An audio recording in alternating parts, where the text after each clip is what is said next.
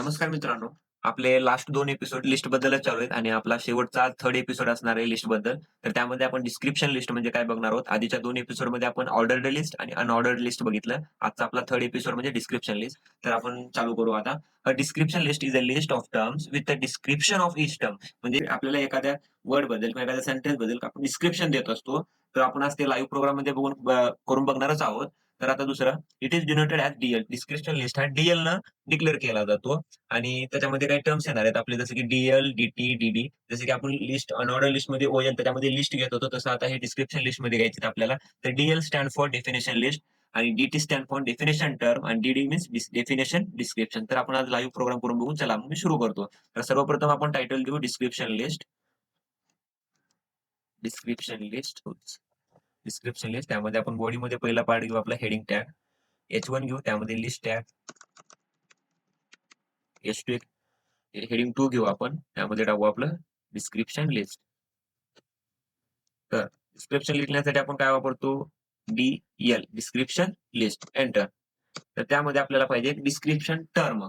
तर D-T description term कशासाठी वापरतो? डी-टी याच्याबद्दल आपल्याला माहिती द्यायची. आता उदाहरणार्थ मी घेतो एच-टी-एम-एल. तर याच्याबद्दल काय माहिती द्यायची आपल्याला? तर ते आपण ते लिहिणार आहे ते कशात लिहितो आपण? डी-डी मध्ये म्हणजे डिस्क्रिप्शन डेफिनेशन मध्ये. त्याच्यात काय लिहितो? H-T-M-L. H-T-M-L is a markup language. तर आपण याला काय करू? कंट्रोल एस करू आणि या ठिकाणी आपण आता गो लाईव्ह करू. तर तुम्ही बघू शकता डिस्क्रिप्शन आपल्या वेब ब्राउझरवरती आलेला आहे. तर हा झाला एच-टी-एम-एल. एच-टी-एम-एल बद्दल हा काय करतो? डिस्क्रिप्शन मध्ये देतोय. त्याचा डिस्क्राईब करतो. वाटलंच तर मी आणखीन 2-3 लाईन ऍड करतो यामध्ये.